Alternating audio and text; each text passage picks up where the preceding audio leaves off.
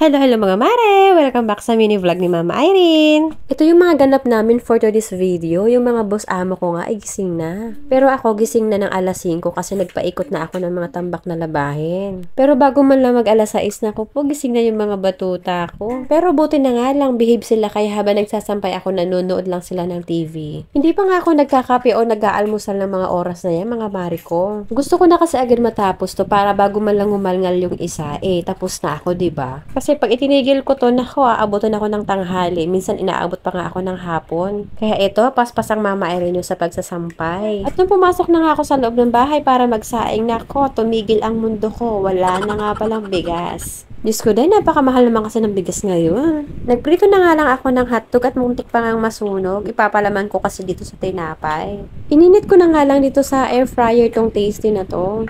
Opo mga mare, pwede nga dito mag-init ng tinapay sa air fryer. At nung nakapag-almusal na nga kami, ay nagdakad-lakad kami sa labas ng bahay. Si Baby Celestine nga, tuwang-tuwa sa mga bulaklak. Hindi pa naman mainit ng mga oras na yan. Kaya nakapag-vitamin D pa ang mga batuta. Napakamot nga rin ako ng ulo kasi akala ko Saturday ngayon kaya naglaba ako. Friday lang pala. Lutang ina ang Mama Irene nyo. Kayo rin ba mga mare, may times na ganyan, nakakalimutan yung araw? Buti na nga lang napunpun ko na yung mga sinampay kasi biglang bumuhos yung ulan. Ito muna for today's video. Thank you sa panonood hanggang dulo. Bye! God bless everyone!